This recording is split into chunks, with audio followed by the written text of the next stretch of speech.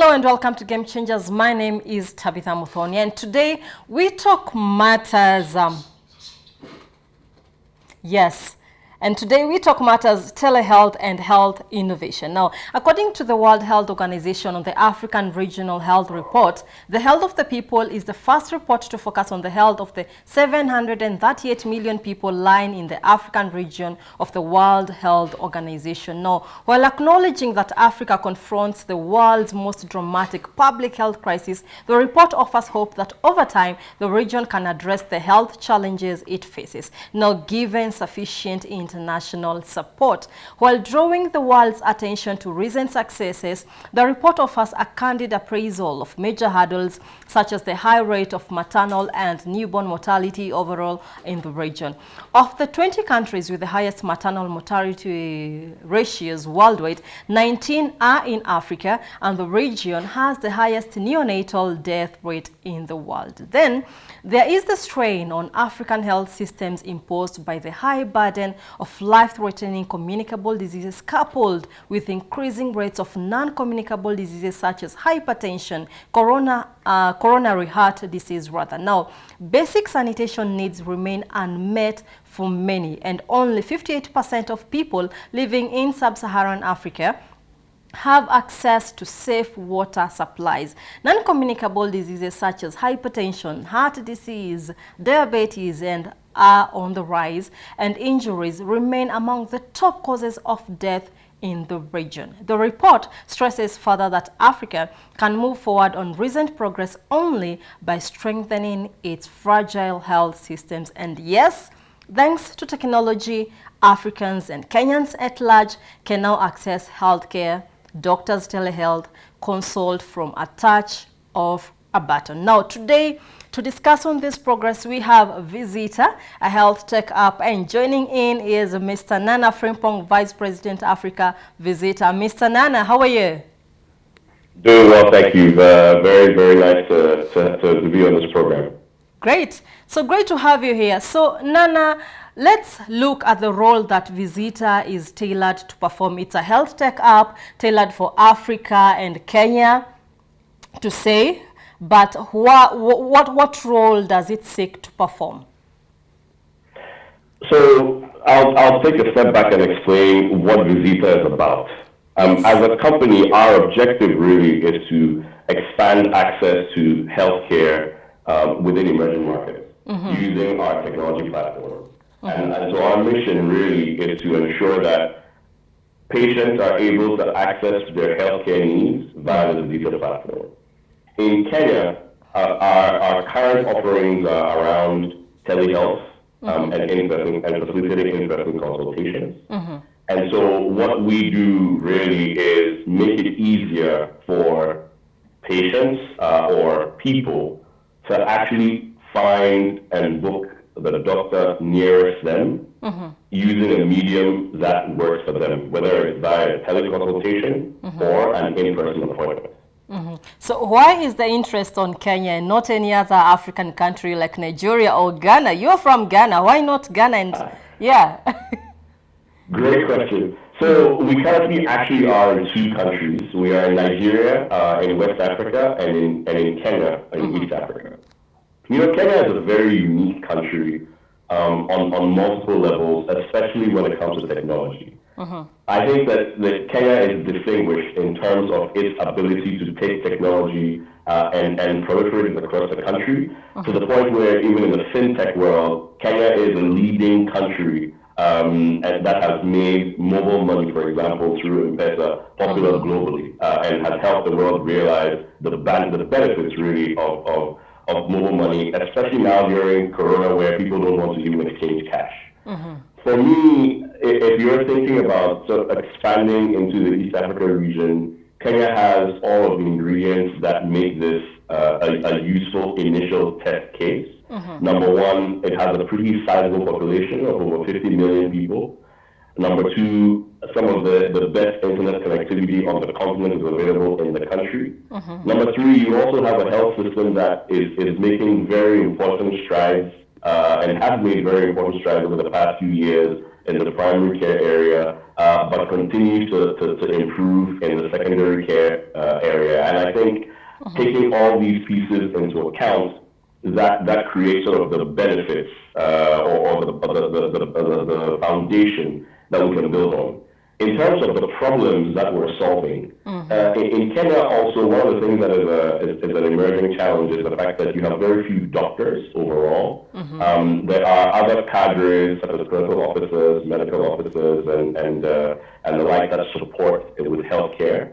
And so in a situation like that, helping to aggregate the limited doctors you have and expand access to some of those doctors, as well as other cadres using technology, is a prime opportunity to expand at least the initial ability for people to consult a doctor when they're unwell using technology first rate. So that is why, or these are some of the reasons why Kenya was top of our list in terms of selecting the country to start in. Okay, great. And so far, rolling out in Nigeria, Ghana, and now Kenya, what can you say has been the impact in comparison to these African countries? We've had a very, very successful and in terms of early adoption in Kenya, which is not surprising to us at all based on just how tech-savvy the Kenyan population is.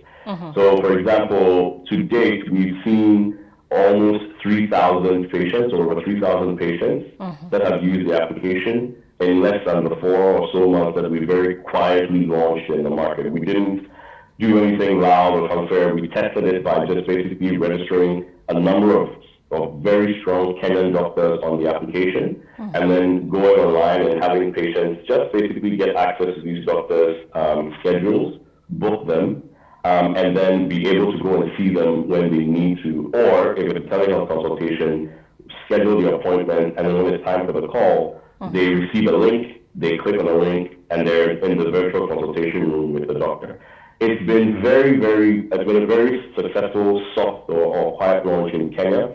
We've seen great uptake in gynecology and dermatology as far as the practices that people need. Of course, ear, nose, and throat is very popular now during Corona. And we've already seen organic uptake in Nairobi, but also in the coastal regions and Western and Nyanza provinces as well.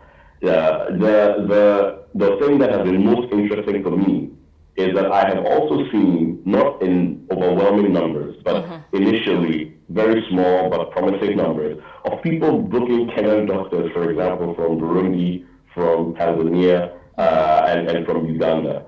So this tells me that, number one, on our estimation of Kenya as a regional hub, we were correct. But it also stresses the importance of potentially opening up access to healthcare for people in Kenya and beyond Kenya. And we're very excited that our technology is in a position to do this. Great. So on what platforms are you on? There is the visitor.com and also the Android. Where else? So we have, there are essentially 4 ways in which people can find us. You can find us on visitor.co.ke. Which is our website. You can also find us on a download app either via the iOS or Android Google Play Store.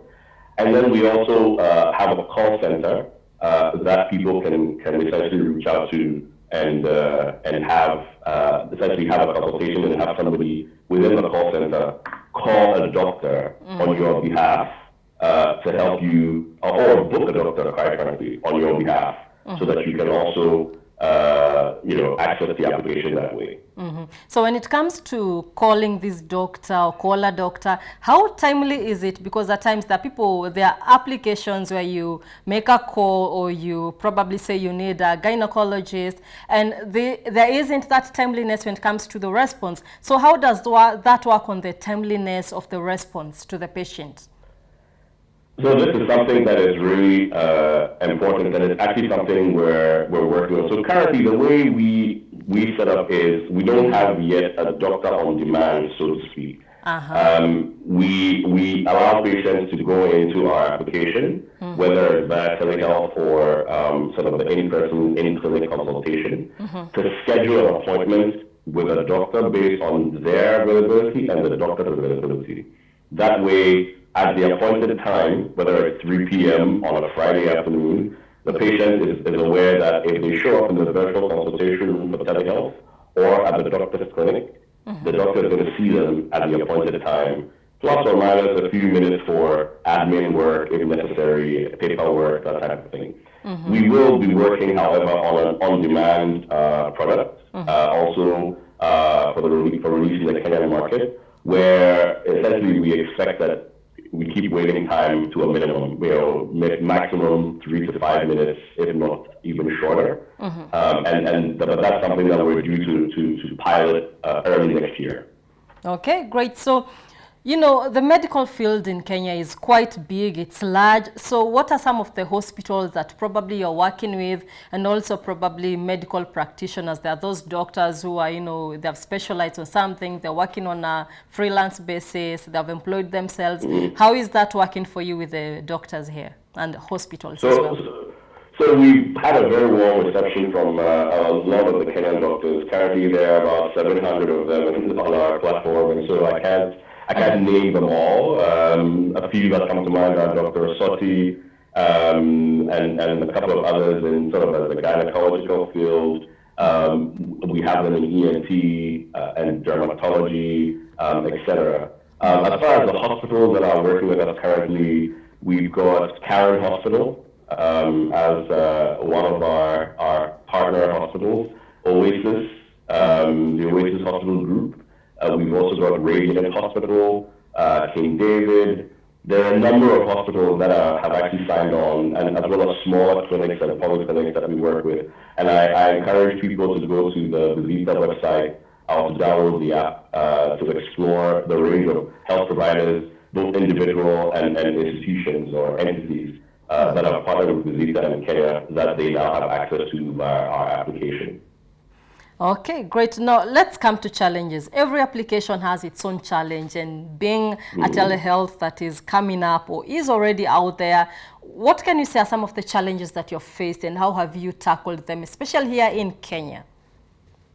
So for us now, we did a very quiet launch, like I mentioned, and so the big challenge now is driving as much awareness as possible, so that more Kenyans can hear about the application, more Kenyans can try the application, give us feedback that they have on essentially how well it works, what they would like to see us improve, etc. Yeah, and how have you, when it comes to sensitization, how have you been able to do that? How many Kenyans know about Visita? Like for me, it's my first time to hear about Visita. So how have you gone about your sensitization? So that's a very good point. Most of what we've done has been online, mostly via Google Ads, mostly via social media posts on Facebook and Instagram, a couple of Twitter posts here and there. We're not that active on Twitter, although we're ramping up there. We're now looking basically to launch an offline campaign to really reach out to as many Kenyans as possible to ensure that the brand is as visible in your homes, on the road, and in every direction that you turn. And by doing that, we expect to see a lot more people try it. We are always looking for feedback on how we can improve it, especially to fit the local markets in which we work. And so a lot more feedback on how we can improve it.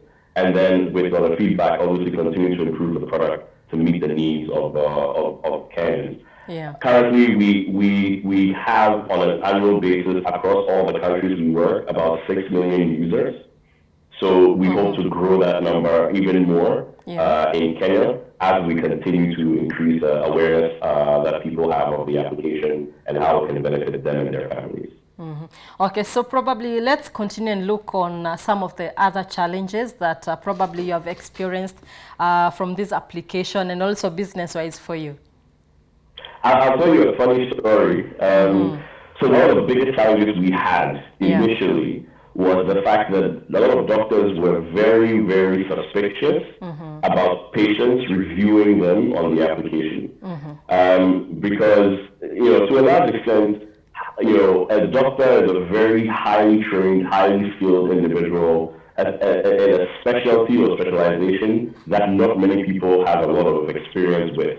And so in their perspective, they correctly stated, how will a patient evaluate me on my expertise when they don't share the same knowledge base? The point of our review feature really was to encourage patients to talk about their experience beyond just the medical care that they received with the clinic. So the clinic was closed, the doctor showed up when I was there, the clinic was clean, the staff was very friendly, all the things that a patient choosing a hospital or a clinic or a doctor would want to know to ensure that they're going to have a good experience, in addition to obviously being treated when they go.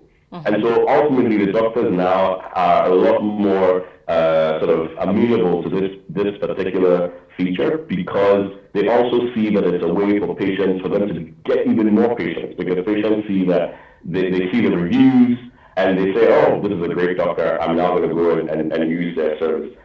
So that's been sort of that was one of the initial challenges we had, which we now work with the doctors on overcoming. I think the final challenge, really, beyond the awareness piece and the review piece, is thinking about how we can serve more and more people within Kenya who are not in areas where internet is easily accessible. And so on my end, that's the next big frontier for us. Once we are more visible and more known in the market, is to think about how do we expand access to healthcare via technology to Kenyans who are not necessarily in Nairobi or in Mombasa, but still need the care that they deserve, and still need access to doctors who can provide that care.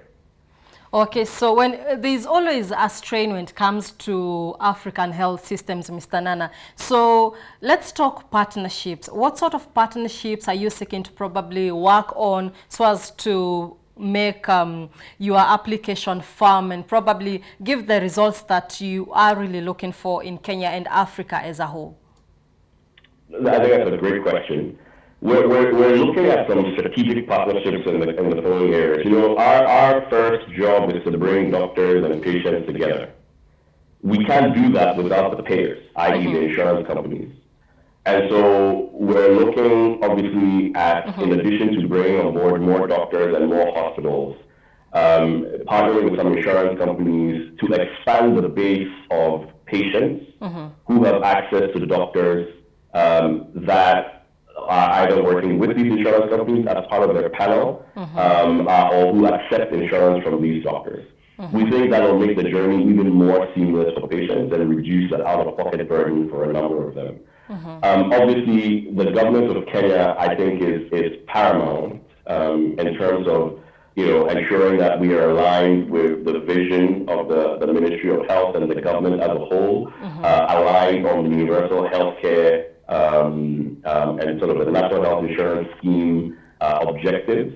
And so this is another really important area for us to make sure that we're aligned with the government, seek deeper partnerships in those areas to strengthen our ability to expand access to Kenyans using our platform and our technology. Finally, obviously, is the Ministry of ICT, because we obviously will have our operations falling under their guise. And then KMPDC and KMA, who are already sort of partners we've been talking to, will be key focus for us in terms of strengthening partnerships with them and the doctors that work within their setup or their institutional bodies. Okay, great. So, ease of accessing healthcare can be made easier thanks to technology. Now, can we say health technology is the future of health in Africa as we conclude? Sorry, I missed the part. Your connection broke a little bit. I missed the end. Could you please repeat that? Okay, sure. So, Mr. Nana, is health technology the future of health in Africa? Absolutely. So I think that as Africa, we are uniquely placed to make certain incredible leaps using technology, given the challenges that we have. So if you look at what we've done in the financial services sector and are currently doing, if you look at what we're doing in agriculture, I think we are poised to do the same in healthcare. If you look in a country like Kenya, where almost 89% of the population have access to some sort of a phone, over 60-70% of the population have access to internet. You have a real opportunity there to ensure that you use technology, at least initial consultations with doctors or qualified medical personnel is happening.